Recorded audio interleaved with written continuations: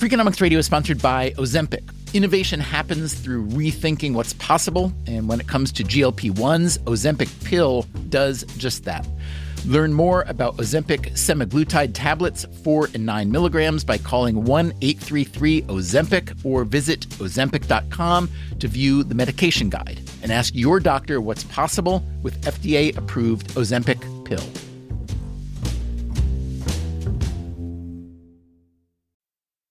Freakonomics Radio is sponsored by Hotels.com.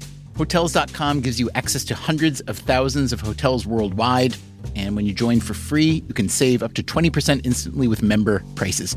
Plus, every stay earns rewards, so when you book one trip, you're already lowering the cost of the next one. Hotels.com is simple, rewarding, and designed to help you get more out of every stay. Sign up for free and book today. Hotels.com. It's all in the name. Freakonomics Radio is sponsored by Amica.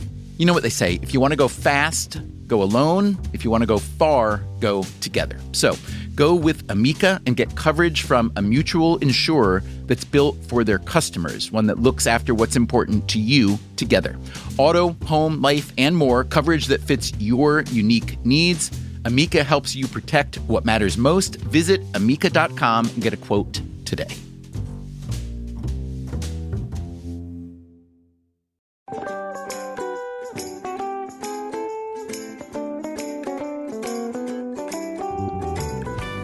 Before we get on with today's episode, part 3 of Bad Medicine, I've got a quick favor to ask. As you may know, Freakonomics Radio is produced by the public radio station WNYC, and a big part of public radio funding comes from listener donations, from people like you. So please go to Freakonomics.com, click the donate button, and do your thing. You can also donate by texting.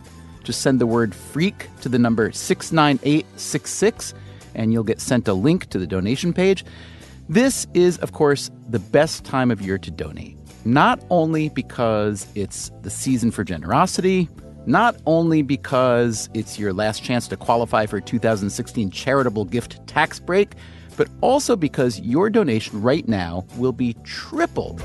How's that? The Tao Foundation, a generous supporter of WNYC, has offered to triple donations to Freakonomics Radio. They will contribute up to $50,000. So if you give $100, that's a $300 donation to our program. And if you want to use up the Tao Foundation's generosity in one shot, just send us $16,666.67, and that will land their $50,000. All you have to do is go to Freakonomics.com, click on Donate, or text FREAK to 69866. We've got some great Freakonomics Radio swag to choose from, including Titleist golf balls marked with the Freakonomics Radio logo, which are good for golfing, but also, I have discovered, small dogs love to play with them. Probably cats, too, but I don't have any cats. In any case, happy holidays.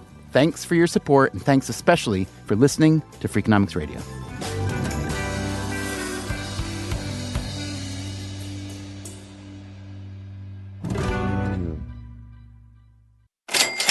This is an American condition. This is an American disease. This has been one of the great mistakes of modern medicine. That's David Kessler, who ran the Food and Drug Administration during the 1990s. Surely you know the condition, the disease he's talking about. President Obama's been talking about it. This crisis is taking lives. It's destroying families. It's shattering communities all across the country. But what does Kessler mean when he says this has been one of the great mistakes of modern medicine? Drug overdoses now take more lives every year than traffic accidents. A lot of time, they're from legal drugs prescribed by a doctor. What Kessler is talking about is a combination of good intentions, greed, and a complicated changing relationship between doctors and their patients. The result? People dying every year from prescription drugs that are supposed to heal us, not kill us. It's a sick twist, isn't it? So how'd this happen? It's part of the recurring sense of hope and despair associated with these drugs that are supposed to solve problems, but they end up being problems in themselves. The numbers are remarkable. Prescription opioid use has gone up about 300 to 400%. since the year 2000. America is a world leader in the consumption of painkillers. Here's what a 2007 report found. We were consuming about 83% of the world's oxycodone in the United States. And it is not because we had 83% of the world's pain. It's because we are a consumer society that believes in the power of a magic pill. How did medicine get taken over by consumerism? Doctors used to practice medicine on sick and injured patients, and it was those two players in the healthcare system. And now the same two people in the room, the doctor and the patient, behind the room is a gigantic industry of people buying, selling, trading, bartering, discounting, marking up all of our services. Today on Freakonomics Radio, the third and final part of our Bad Medicine series. This time, we look at the doctor-patient relationship. Who's got the real leverage in that relationship? They cope with their job by giving an angry patient what they want, not what they need. What's the number one problem in healthcare? I think the number one problem is we don't measure performance. We don't measure the outcomes of patients in healthcare for 99% of the healthcare that's delivered. And is it a better idea to just stay away from the doctor? So I would think that you are a downright danger to your patients. How is it that you're not? No comment.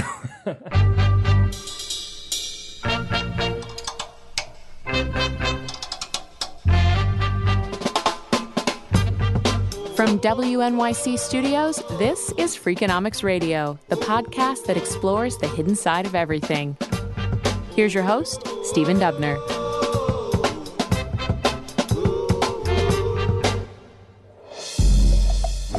In the first two episodes of our Bad Medicine series, we looked at some of medicine's biggest mistakes.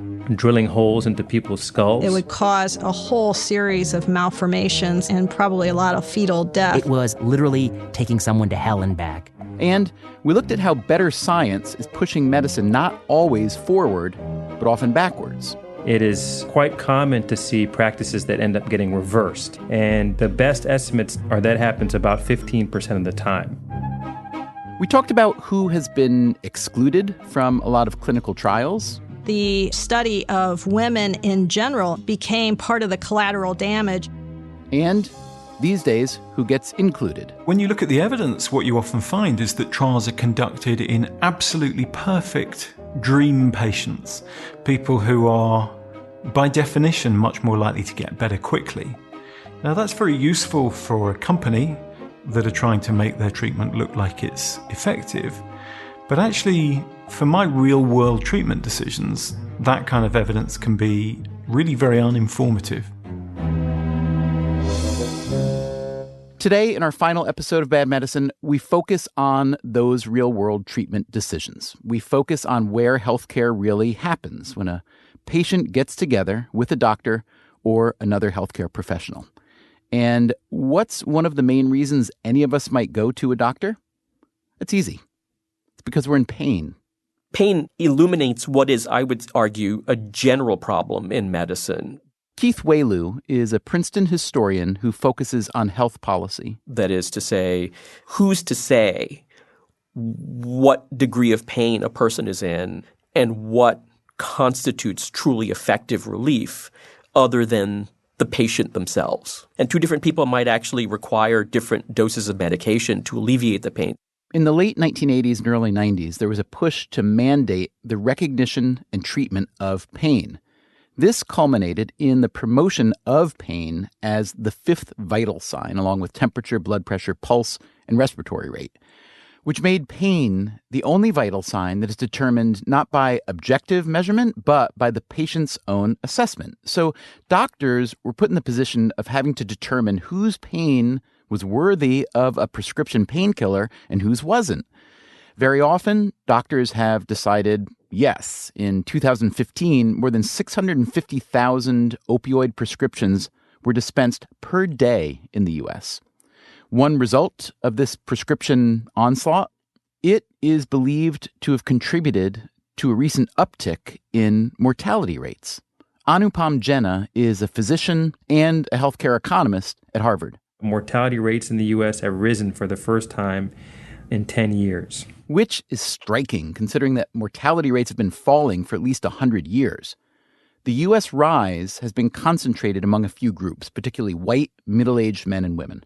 Among white men with a high school education or less, the death rate has risen an astonishing 22%. And the attribution of these issues is in part due to opioids. And this is a problem that was created by medicine. And yet you certainly can't blame your profession for that because it's an effective drug when used well, correct?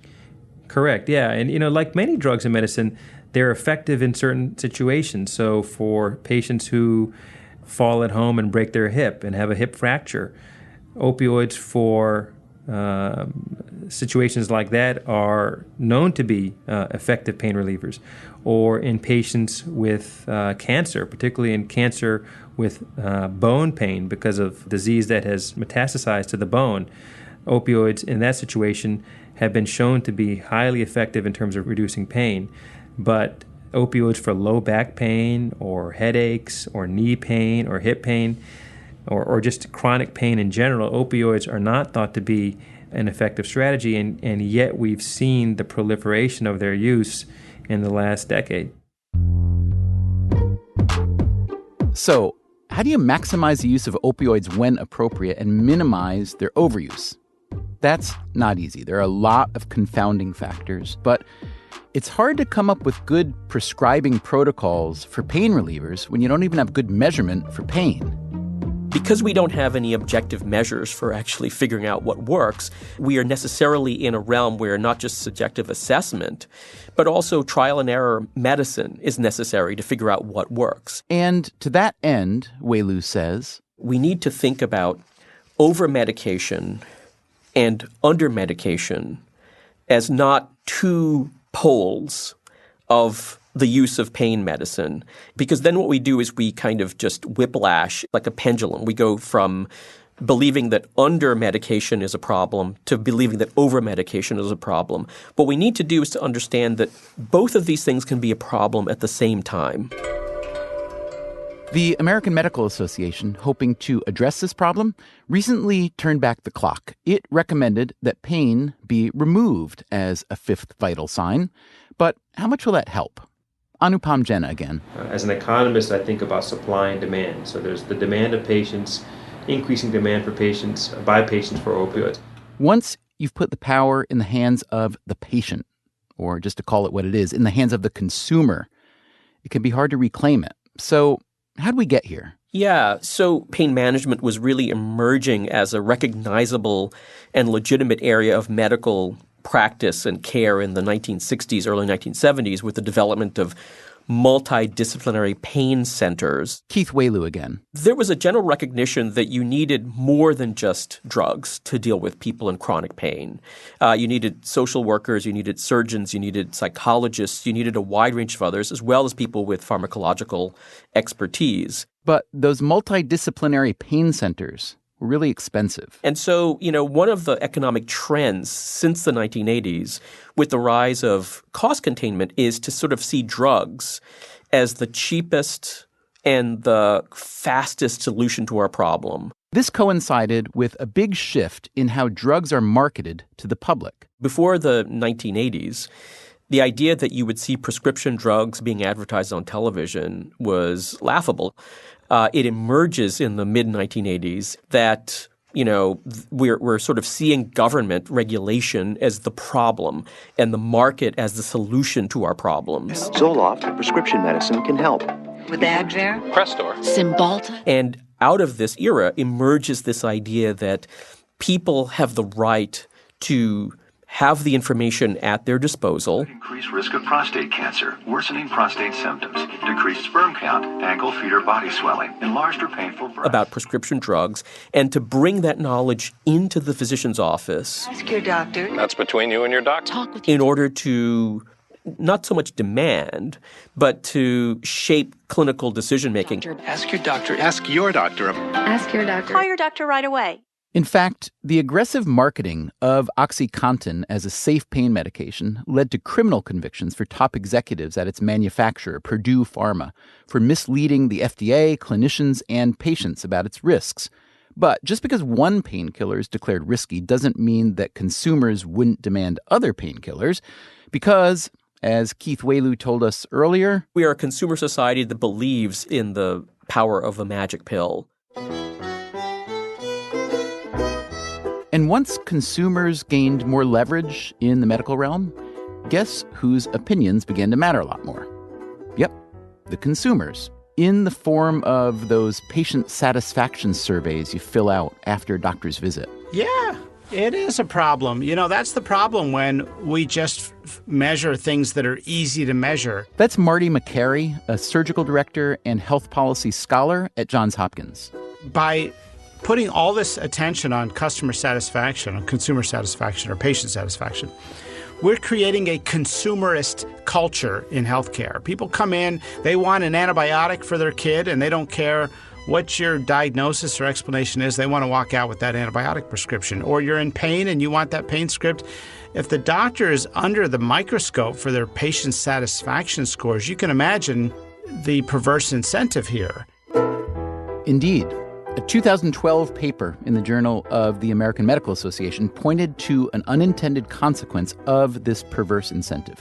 Physicians who do not comply with patient requests, the authors wrote, may be the recipients of poor ratings on patient satisfaction scores, possibly resulting in emotional, financial, and professional penalties. So, imagine this. You are a doctor and your patient asks, maybe by name, for a prescription painkiller. You may think the patient doesn't really need it. You may, in fact, be worried they'll abuse it, maybe even sell it. But if that consumer has the ability to punish you professionally, well, you might just write the script. They respond to demands. They cope with their job by, giving an angry patient what they want, not what they need, because they have to see 5 patients in an hour. I can tell you emphatically, doctors are getting crushed out there. They're getting crushed with record rates of burnout due to increasing overhead, higher malpractice premiums, declining pay, lowering Medicare reimbursement, being forced to see more patients in a single hour, corporate medicine. On top of all that, Makary says, there is a brutal paradox. Patient satisfaction is not a helpful metric when it comes to measuring health outcomes. Well, at least not helpful in the direction you might think it would be. A 2012 study found that the most satisfied patients had higher rates of hospitalization and higher mortality rates. Why? The authors suggest that more satisfied patients may request more discretionary treatments, which may increase the likelihood of adverse effects. So, it's a big problem. What's important to a patient when they come to a doctor? The doctor's patient satisfaction score? Well, that's a piece of the doctor's quality. But really what you're interested in is the doctor's judgment and the doctor's skill and the doctor's ability to empathize. Those are the sort of metrics, Marty Makary argues, that will help doctors treat patients better. So coming up on Freakonomics Radio, now all you've got to do is collect all the data on doctors' judgment, skill, and empathy, right? But again, not so easy, in part because of the sheer volume of that data. We are doing more than we've ever done before.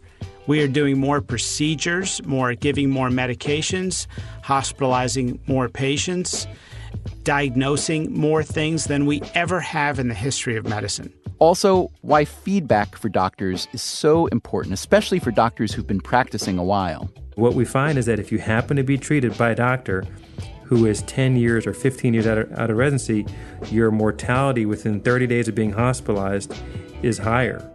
And remember to make a year-end donation to WNYC, the public radio station that produces Freakonomics Radio. Just go to freakonomics.com/donate or text the word freak to the number 69866. Thanks.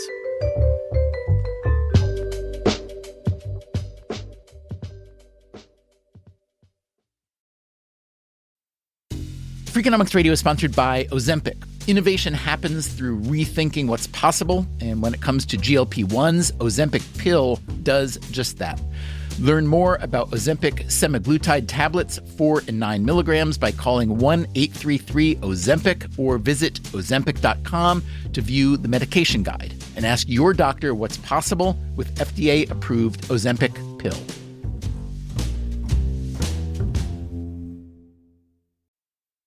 Freakonomics Radio is sponsored by Southern New Hampshire University. The best investments are the ones you make in yourself, and no one knows that better than Southern New Hampshire University. With more than 200 online degree programs, no set class times, and low online tuition, Southern New Hampshire University is built to fit your life today and set you up for success tomorrow. Education is an investment. Why not make it a smart one? Apply for free at snhu.edu/Freakonomics. Freakonomics Radio is sponsored by Southern Company. The world and its energy needs are always changing. Southern Company's commitment to meeting this demand stays the same. That's because Southern Company believes energy is more than a utility, it's what powers possibilities. So they are looking ahead and investing $80 billion in infrastructure upgrades and are committed to fueling growth in ways that benefit all customers so that reliable and affordable energy is accessible for generations to come. Go to southerncompany.com to learn more. Southern Company, building the future of energy.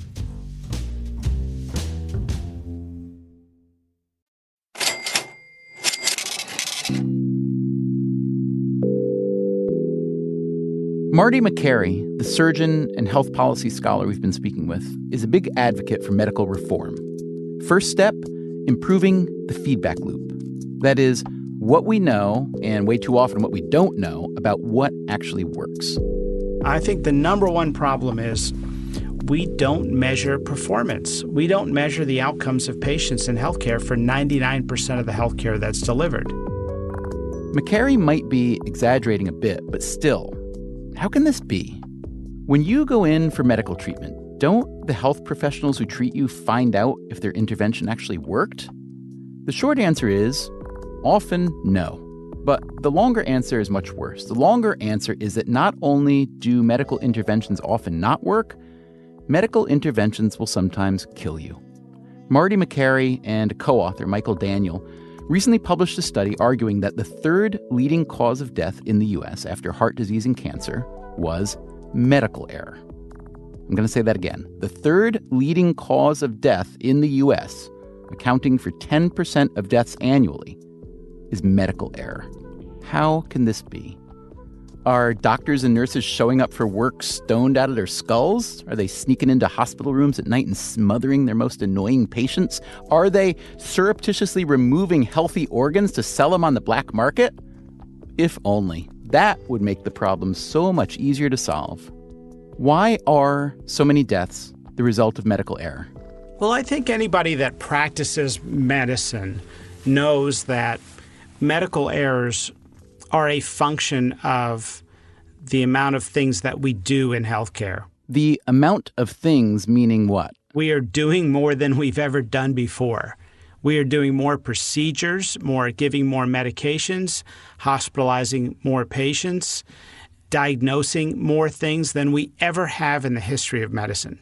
Right here today in the United States, we have the most medicalized, the most diagnosed population in the history of the world. In economic terms, you could say there's both an oversupply and an overdemand of healthcare, since the supply and demand are both fueled by the setup of our healthcare insurance system.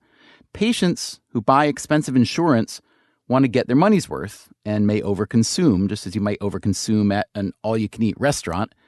And doctors who make money primarily when they do stuff may tend to do more stuff. When we're doing all of this stuff, it makes you wonder, does that mean we're also making mistakes proportional to the amount of stuff that we do? Well, that sounds scary. So first of all, I don't want to scare people out there. Most doctors are doing the right thing and always will. All right, but how can it be that the people we entrust to heal us, the people who've worked their entire adult lives to learn how to heal us, may sometimes be killing us?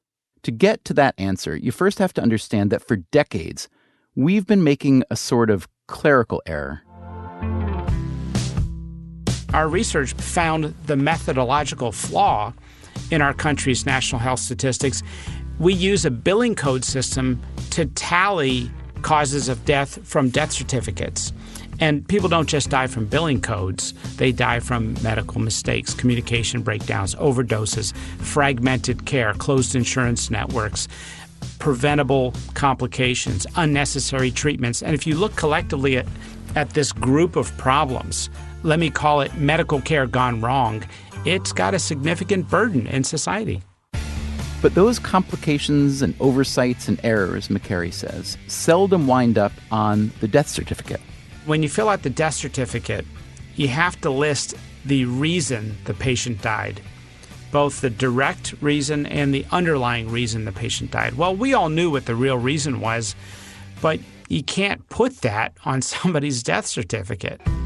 Why not? When somebody experiences a fatal mistake, their heart stops, and then you do CPR, then you pronounce them dead. What do you put on the death certificate when it says what was the cause of the patient's immediate death? And that's really what got us thinking, and that's what led to this study.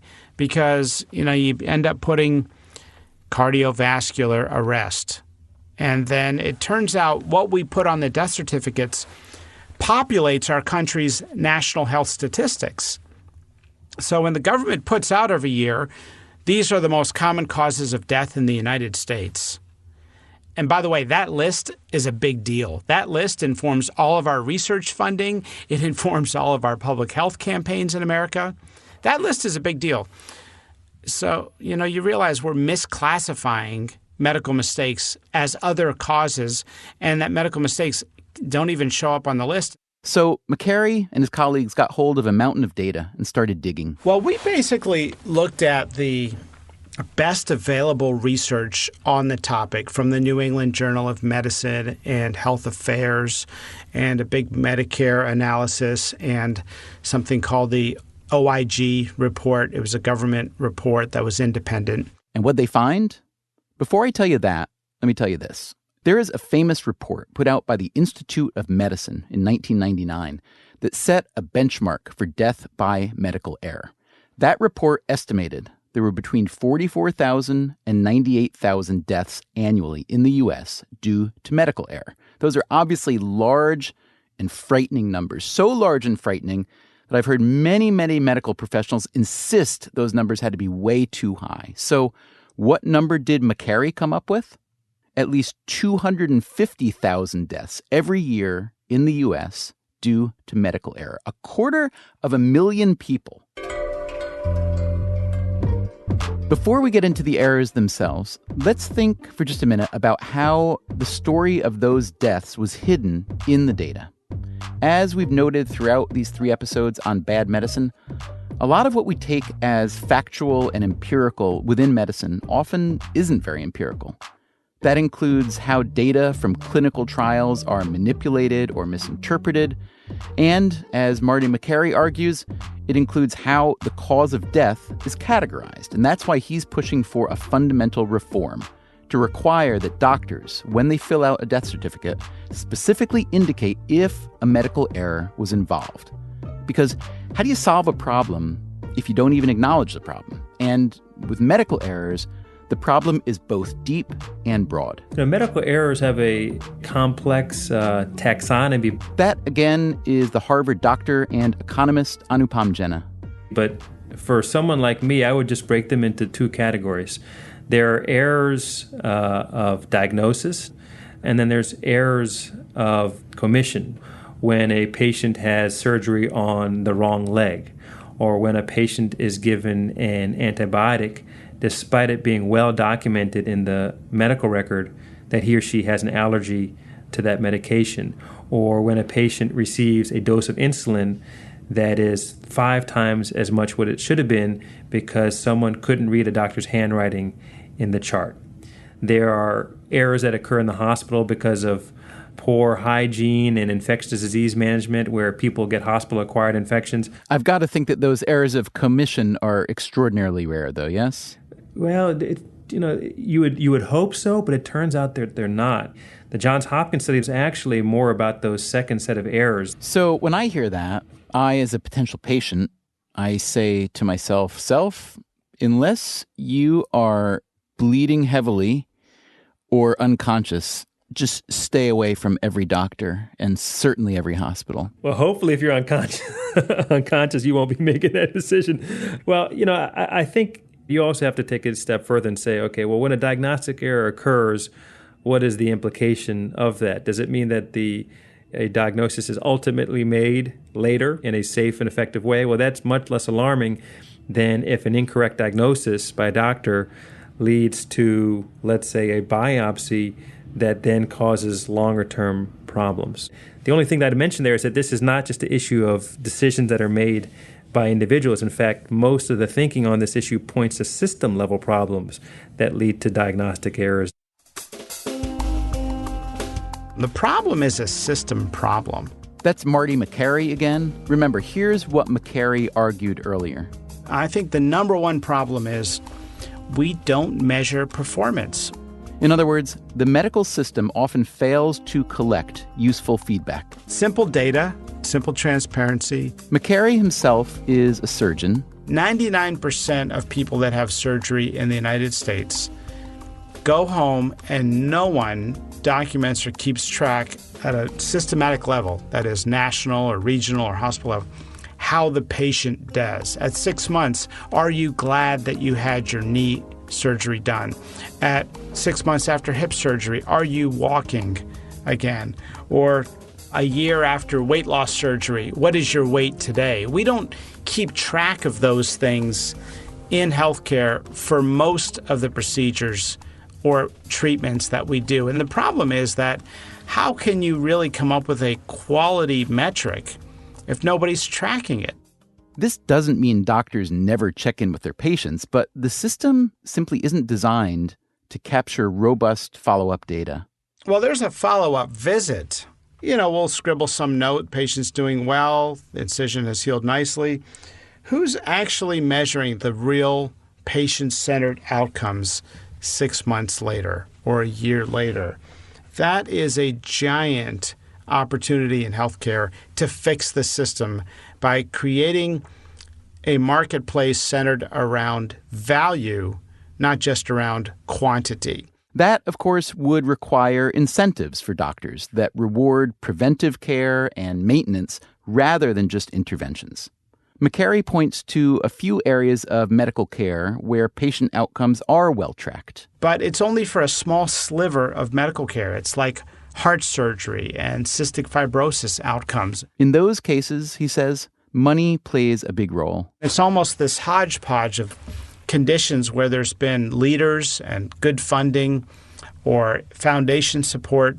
But absent good follow-up data and absent good feedback in general, it's hard to tell what works and what doesn't. Of course, this is true for anything, not just medicine. But with medicine, the stakes are high. And if you're the patient, the stakes are practically infinite.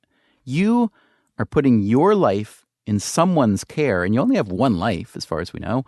Other choices might seem hard, like which house to buy, how to invest your money, how to pick a career or a college major. But if you've got a serious health concern, your choice of treatment and doctor is an existential choice. So given a choice between two doctors, let's say, one fresh out of medical school and the other with 15 years experience, which one do you go for? I think one question that any patient would have when they see a doctor is, how much experience does my doctor have? That's Anupam Jena again.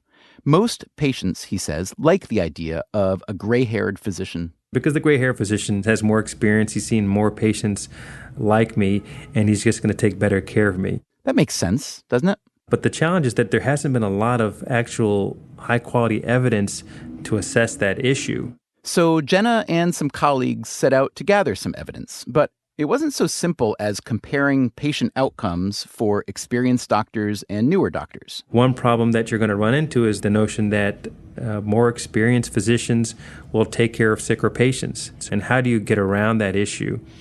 The way that we've tried to get around it is to focus on a a very specific group of doctors that are called hospitalists. Hospitalists are internal medicine doctors who focus on hospital-based care. Jenna is himself a hospitalist.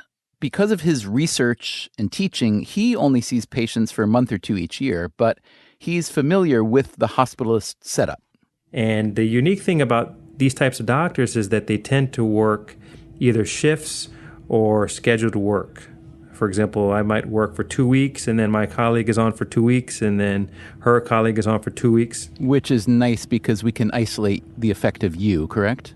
Exactly. So patients more or less end up getting quasi-randomized to physicians with different characteristics. So for example, if you happen to get hospitalized in the first week of May, you may be treated by a group of doctors who on average have 5 years less experience than if you happen to get hospitalized in the second week of May. And we can basically see what happens if a patient happens to be treated by a doctor who is 20 years out of residency versus 5 years out of residency. And what we find is that if you happen to be treated by a doctor who is 10 years or 15 years out of residency, your mortality within 30 days of being hospitalized is higher. Just to be clear, if you happen to draw a more experienced doctor, you are more likely to die. And so it does suggest that more experience actually could have a negative effect on outcomes. And what's your best explanation for why that's the case? So I think the most likely explanation is two things. One is that the field of medicine is constantly evolving, and there's always new knowledge, new evidence emerging both in terms of how to make better diagnoses and what are the right treatments for particular patients. And as you get further and further away from residency, I think what happens is that the knowledge that you had that you as a resident, which time when you spend 80 to 100 hours per week in the hospital, that knowledge gets somewhat ingrained in you.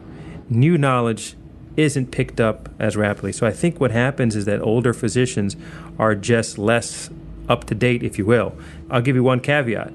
We don't see this effect among high volume doctors who are seeing a lot of patients.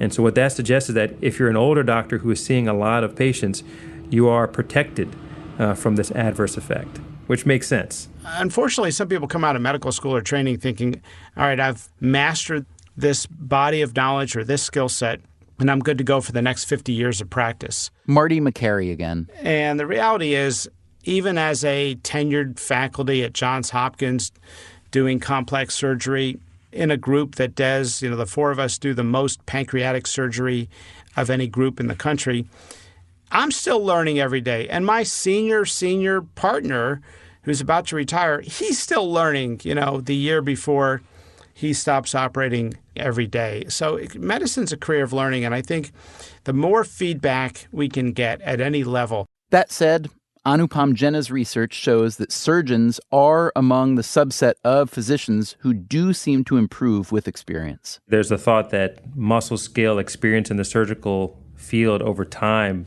improves outcomes, and we find that as well. But outside of surgery, when you're thinking about the care of patients that requires a lot of cognitive skill and being up to date on current medications and diagnoses, we actually find that over time, older doctors do worse. So someone like you, so I don't mean to turn this into an attack on you, but someone like you who, medical school is getting further in the rearview mirror as it is for every doctor, but additionally, you're only practicing for a couple of months out of the year, not full time. So I would think that you are a downright danger to your patients. How is it that you're not? No comment. Well, so usually when I work on service, I'm paired with someone who is a full-time clinician educator, and there's a huge difference in the amount of knowledge, and it's very humbling to see that. Jenna's research looks specifically at physician experience as it relates to patient outcomes, but there's another angle to consider when we talk about experience in the medical realm, especially if you're interested in reform. We have supposedly entered the era of evidence-based medicine. This is still relatively new ground. The reality was that what we were practicing was something called eminence-based medicine. That's the physician and researcher Vinay Prasad. It was where the preponderance of medical practice was driven by really charismatic and thoughtful, probably to some degree, leaders in medicine.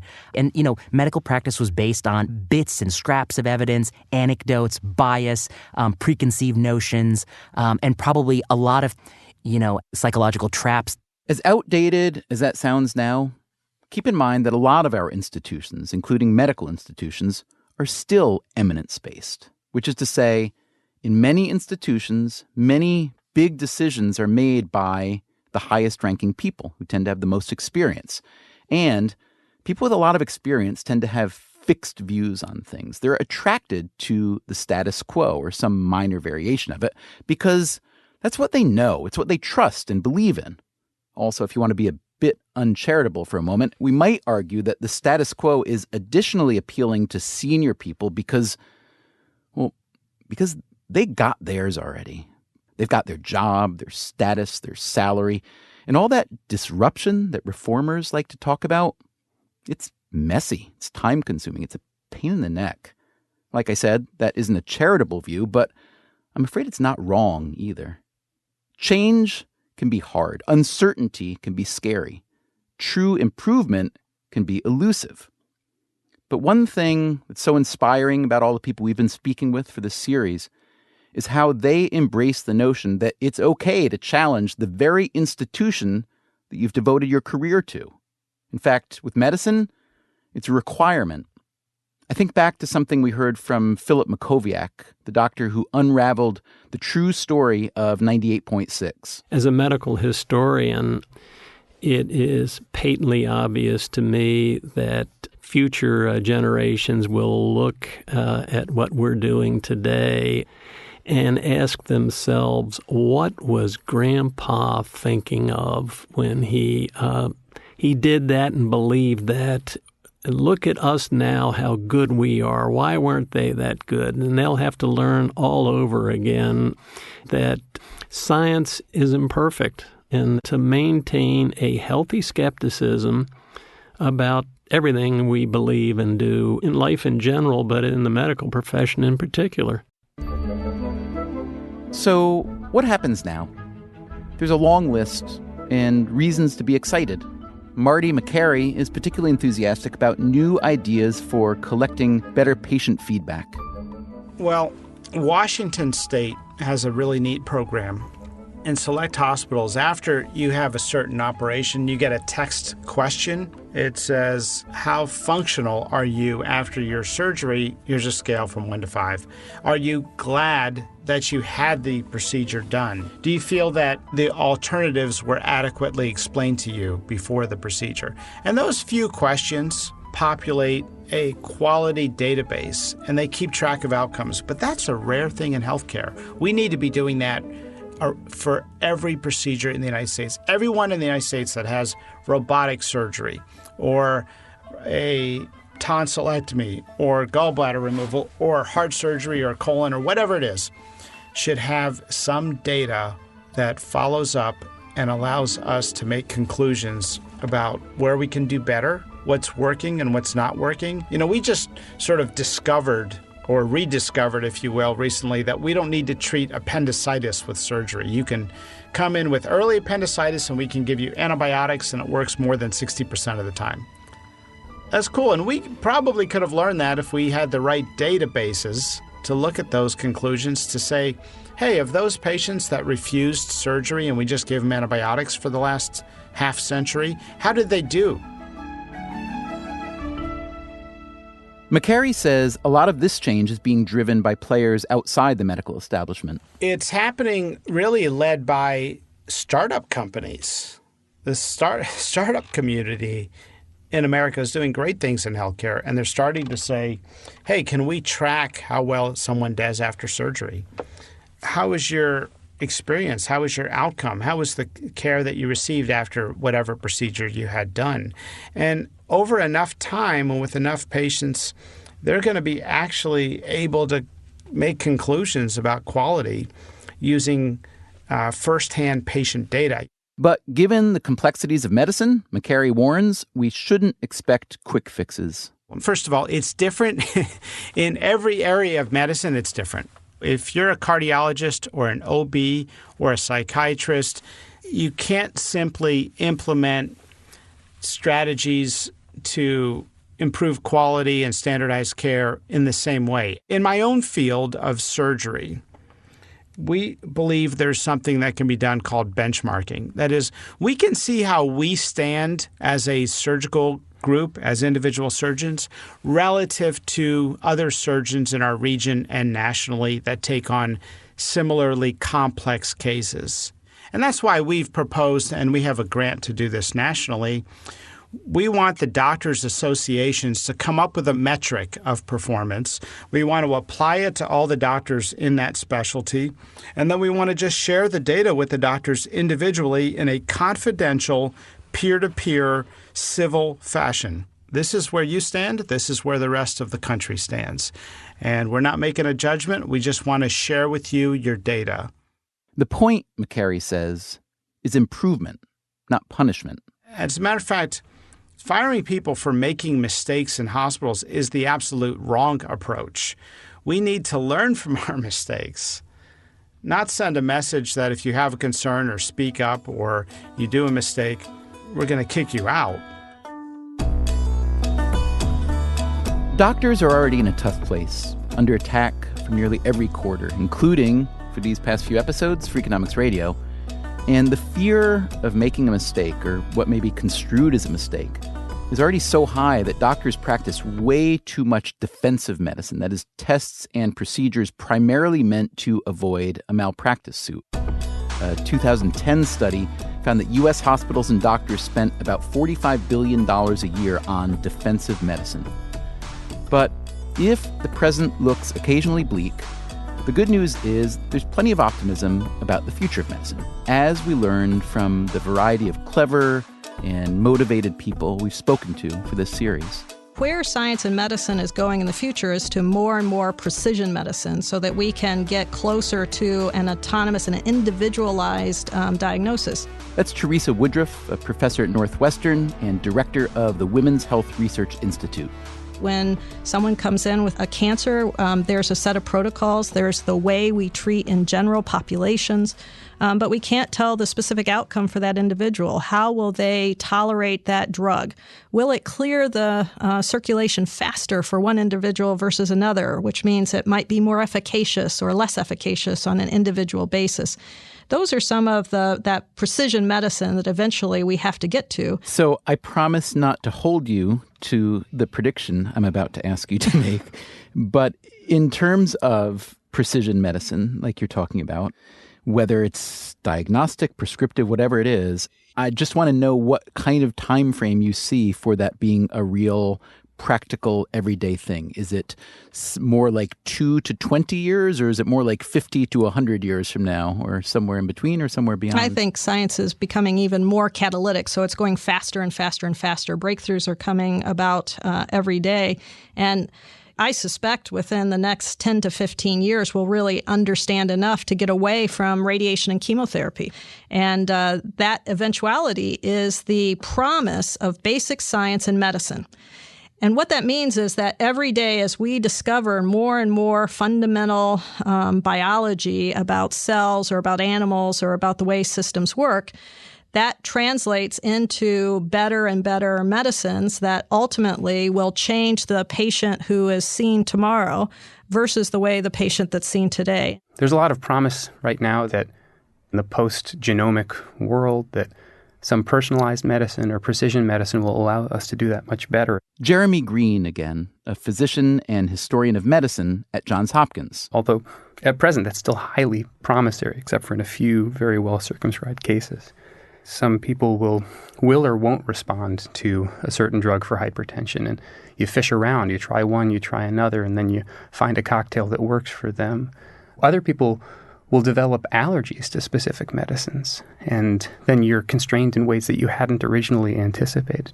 I think the game is going to be the same game, which is a game where if we're really honest, perhaps a lot of the low-hanging fruit in medicine has been plucked, some of the great interventions. And that, again, is Vinay Prasad. Now it's a matter of sorting out interventions with medium to small benefits, but that's okay. But with a medium and a small benefit, you really have to be sure that you can minimize bias. You can minimize the role of your own sort of preconceived notions, and that's why we need careful randomized studies. But the biggest reason for optimism, Prasad argues, doesn't have to do with better evidence or better protocols or better medicine per se. It has to do with better thinking. And that, he says, is happening. I see it every day in medicine. I see it in movements like the British Medical Journal's really commitment to evidence, to transparency, to data sharing. I see it in JAMA Internal Medicine's commitment to knowing when more is harmful, when too much medicine is harmful, and that took many years for us to realize. I think we are increasingly allowing people with diverse points of view in medicine, contrarians, perhaps even like myself, to write articles in really important journals so that they can be read and thought of by other people. So I think we're at a moment where, we're much more open to different ideas on how to move medicine forward. So here's to moving forward. And here's to your health and even happiness during the upcoming holidays. Thanks so much for listening to this 3-parter on bad medicine. One more reminder, Freakonomics Radio's producing partner is WNYC, a public radio station, and their business model relies on listener donations. So please go to Freakonomics.com to make one.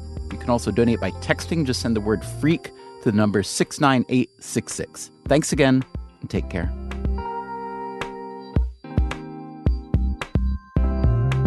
Freakonomics Radio is produced by WNYC Studios and Dubner Productions. This episode was produced by Stephanie Tam with help from Irva Gunja. Our staff also includes Shelley Lewis, Christopher Worth, Jay Cowett, Merritt Jacob, Greg Rosalski, Noah Kernis, Allison Hockenberry, Emma Morgenstern, Harry Huggins, and Brian Gutierrez. You can subscribe to this podcast on iTunes or wherever you get your podcasts. And come visit Freakonomics.com, where you'll find our entire podcast archive, as well as a complete transcript of every episode we've ever made, which includes the music credits and lots of extras. Thanks for listening.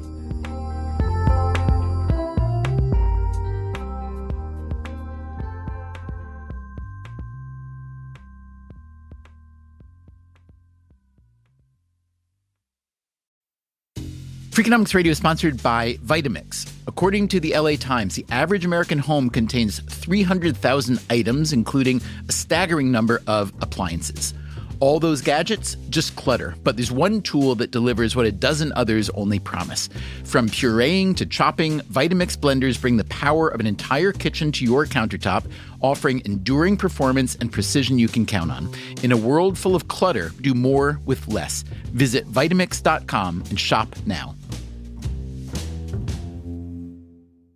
Hi, I'm Angie Hicks, co-founder of Angie. When you use Angie for your home projects, you know all your jobs will be done well. Roof repair?